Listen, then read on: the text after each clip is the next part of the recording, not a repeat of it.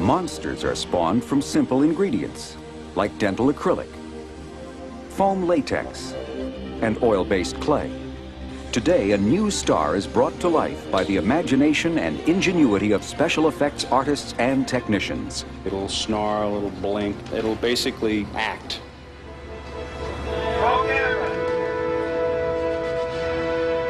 This is the star of Carnosaur, brought to the screen by the king of low-budget creature features, Roger Corman. Today, we'll get under this monster's skin and find out what makes him run. And we'll see how Hollywood's creature creators and puppeteers turn inanimate objects into living movie characters, so convincing they can jump right off the screen. It's the latest recipe for today's movie magic.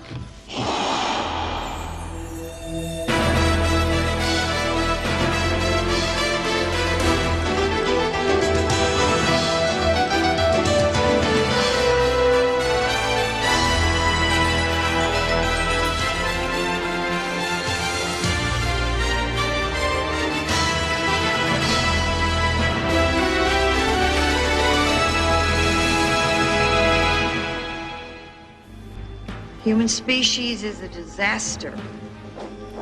Gotta be stopped. Carnosaur is the story of an obsessed genetic scientist, played by Diane Ladd, who experiments with T-Rex DNA, and of course ends up with a monster who wreaks havoc on everyone around. The movie is produced by Roger Corman, Hollywood's legendary creator of scary B-movies. For decades, his low-budget monsters have provided the thrills and chills movie audiences seek. Now you will do as I say. Yes, Master. You will go out and find me some food. Yes, I do enjoy making creature features. The first film I ever made was a picture called Monster from the Ocean Floor, and the latest is Carnosaur. I think a creature feature is enjoyed by people all over the world. I work to a great extent on certain Freudian theories I studied back in Psychology 1A many years ago. And I think the concept of the monster, whether it be a dinosaur, a dragon, an alien from out of space, really touches on something in the universal unconscious. Somewhere in the back of our minds, from children, we knew there was a monster hiding under the bed. Our mothers and fathers may have said it wasn't there, but we knew it was there. In addition to his own incredible cast of creatures, Corman helped launch the careers of such top directors as James Cameron, who went on to create Aliens and The Terminator, and Joe Dante, who directed Gremlins. For the Carnosaur creatures, Corman turned to a former head of his makeup effects department. This is all going to come off, so we need a serration right around here, a nice big wrinkle that cuts all the way through that. John Carl Buechler worked on such low-budget Corman features as Forbidden World, The Sorceress, and Deathstalker. He went on to create creatures for numerous other horror films. There's really few things that are more satisfying than evolving a creature, like from the toenails up. You figure out what it should look like, how it should walk, how it should roll its eyes, how it should breathe. All these things are taken into consideration when you're creating a character for the screen. At his shop, Magical Media Industries, John has assembled the kind of diverse effects crew needed to bring a mechanical creature to life. Artists, sculptors, electricians, painters, mechanics. He has also brought in a paleontologist to work with his artists on the design of the movie's dinosaurs, especially the Tyrannosaurus Rex that has the starring role. Based on these illustrations, models are sculpted from Roma plastilina, a malleable oil-based clay. Photographs will be taken of it. I will take it to Roger Corman first thing in the morning, and he will approve and/or give notes for changes. Designing a believable dinosaur is one thing. Building it with a range of movement, especially on a limited budget, is a much greater challenge. From the approved design, John and his team will first begin work on a miniature animatronic version of the T-Rex. We're also creating a full-scale Tyrannosaurus Rex, which has a pretty good range of movement, at least from the torso up. John and his crew have just 10 weeks, an incredibly short amount of time, to build both the miniature and full-scale carnosaurs. They will spend the first 7 weeks on the more articulate miniature version. The first step is to create molds made from a hard-setting gypsum cement called Ultracal 30. Often you design a mold in various pieces. You don't want the model to lock inside a mold. Castings of the dinosaur's skin made from foam latex will emerge from these molds. Additionally, silicone molds are used to cast teeth and gum areas, which are mixed from dental acrylic and the compound from which dentures are crafted. And, well, let's take a look. We have our white teeth. Take a look. Plastic understructures, which give the creature its basic shape and to which the mechanics will be attached, are also cast. You'll get up at the shoulder point. You'll get rotation at the shoulder point. The elbow will move up and down, and the wrist will rotate thusly. So basically, when all cables are moving together, we get a nice range of movement. Right. And John Crawford is Carnosaur's chief mechanical engineer. He will combine cable and radio-controlled mechanisms to create an interior system of pivots and pulleys, which will articulate the creature. And the head action is controlled by 4 cables that run inside of the neck right here. They attach here, here, and the bottom. So when you pull on those cables, they draw the head either to the side or up or down.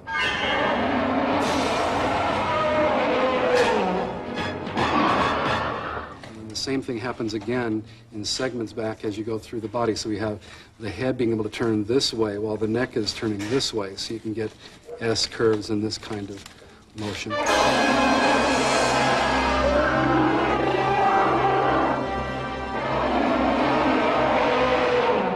6 tiny servos, motor mechanisms operated by radio control, are placed inside Carnosaur's head to provide facial movements.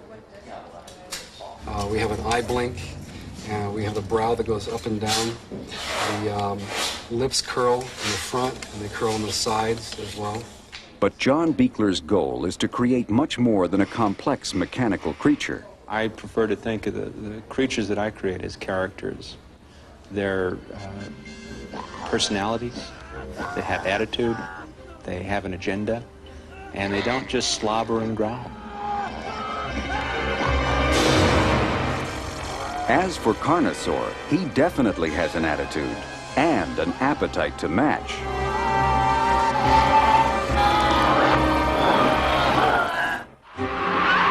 Beware, the creature from the haunted sea. While Roger Corman has mastered the art of creature creation on a low budget, special effects wizards have been building big-budget mechanical monsters since the beginning of film.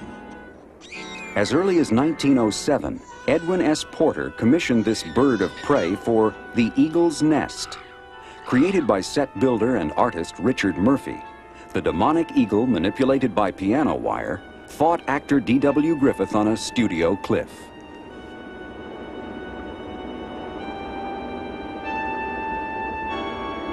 In 1925, art directors Otto Hunt and Carl Vollbrecht designed and built a 70-foot-long dragon for the Fritz Lang epic Siegfried. Operated by 17 technicians, some concealed inside the body, the dragon was able to move its tail and head, breathe fire, and when wounded by Siegfried's sword, even bleed.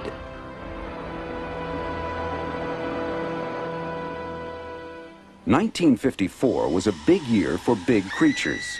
Them were giant mechanical ants, so effective that Ralph Ayers and his special effects team were nominated for an Academy Award. These creatures are extremely dangerous. They have already killed a number of persons. Stay in your homes, I repeat. Stay in your homes. Ayers lost the Oscar to 20,000 Leagues Under the Sea, thanks in part to one of the biggest screen creatures ever made. Robert Matty, longtime head of Disney's mechanical effects department, designed and built the 2-ton squid. It took 30 men to operate the 40-foot-long tentacles, with hydraulics, compressed air, and electronics. 20 years after 20,000 Leagues, Matty was called on to create one of the cinema's scariest sea creatures. The hydraulically controlled jaws confirmed the timeless popularity of mechanical movie monsters.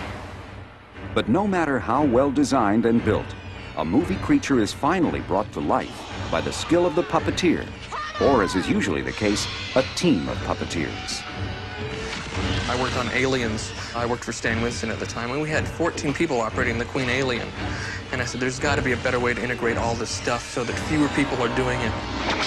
Rather than just being the eyes or just being the mouth, just being the ears or something, it is a much more holistic feel for a performer to have as much control over the puppet as possible.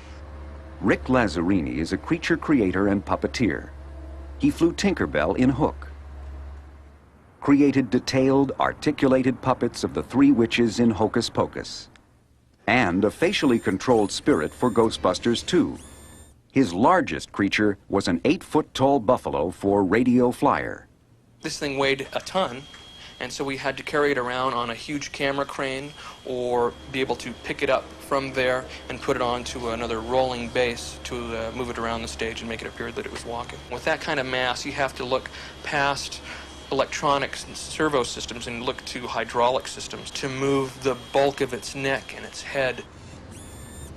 At his company, The Character Shop, Rick has developed some of the most advanced puppeteering technology in the world. I've got a pretty flexible face, and I can move my eyebrows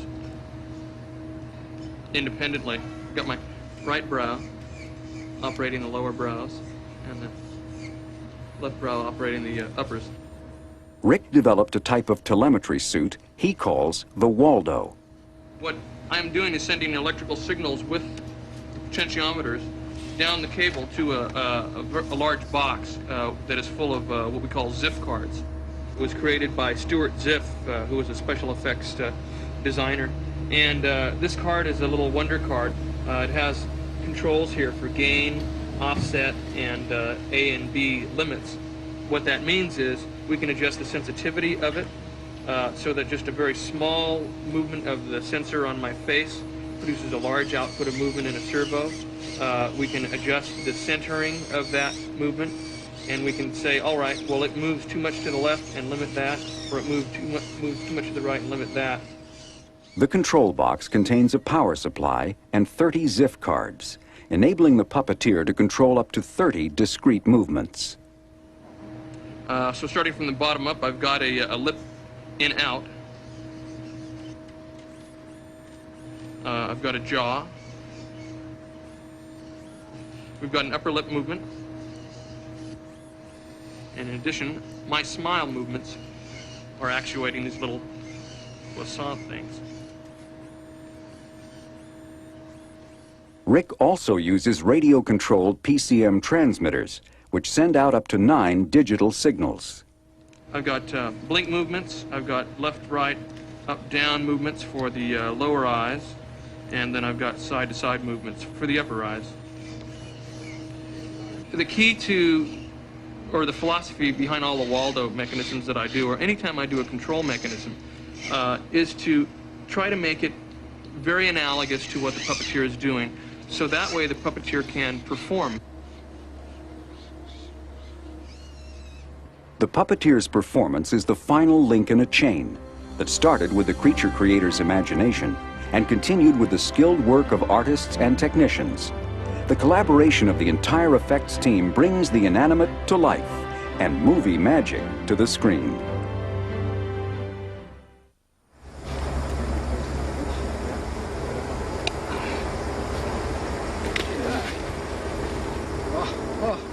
It works.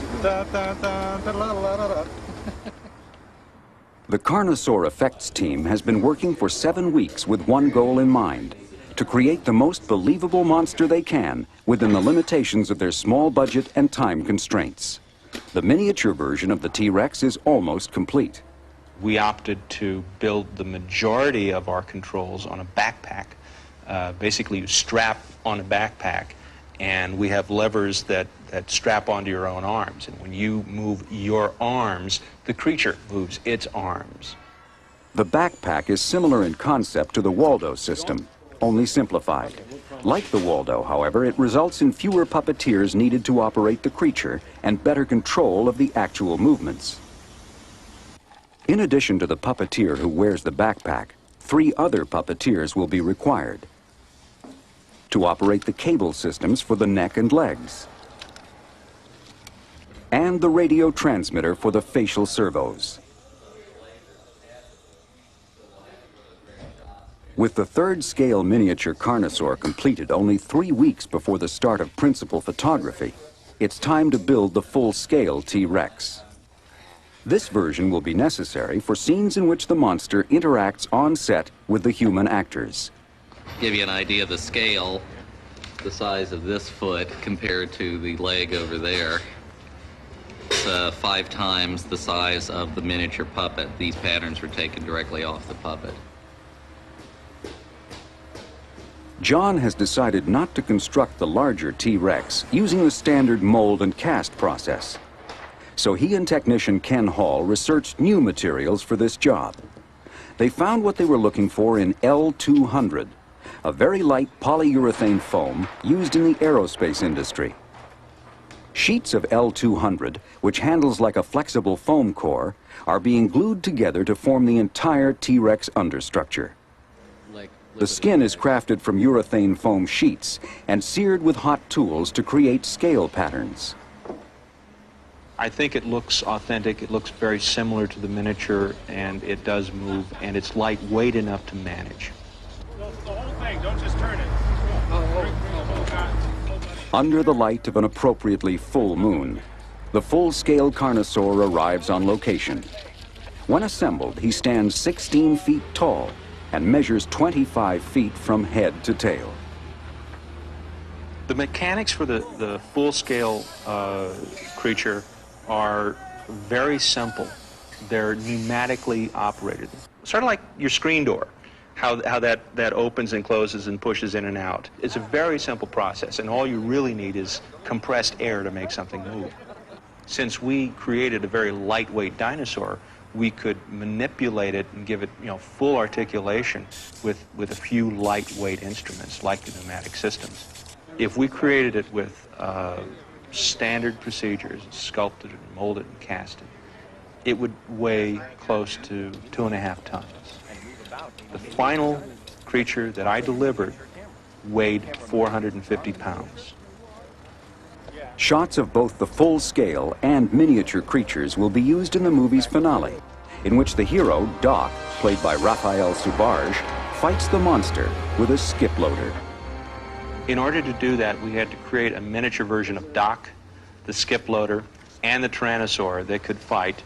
But in order to put Doc into the scenes with the Tyrannosaur and to give ourselves a very good sense of scope and geography, we created the full-size Tyrannosaur to interact. Camera speed. Round marker A and D. Action!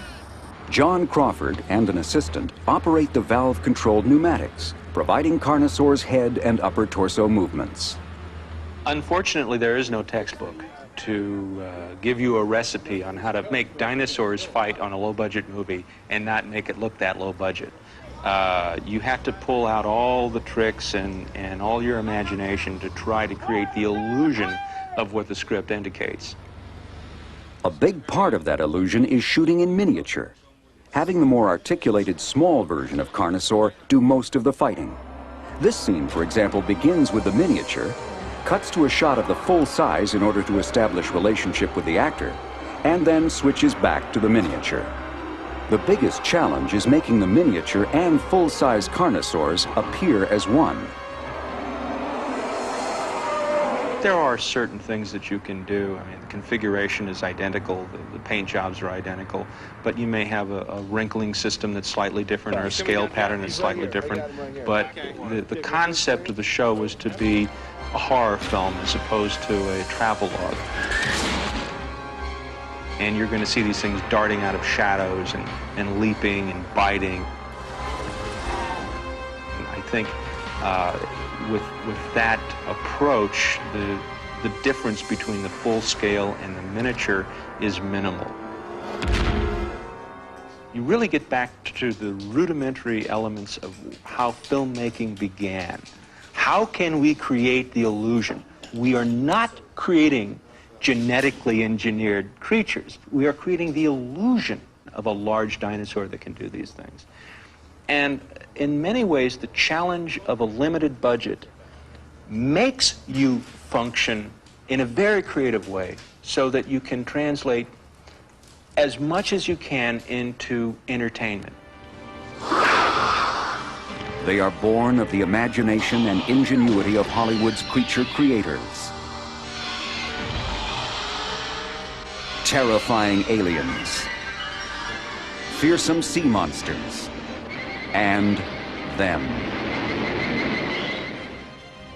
In the beginning, these incredibly lifelike monsters were merely raw materials. But in the hands of skilled effects artists, technicians, and puppeteers, the inanimate is brought to life. I hate wildlife. At least until the end of the movie.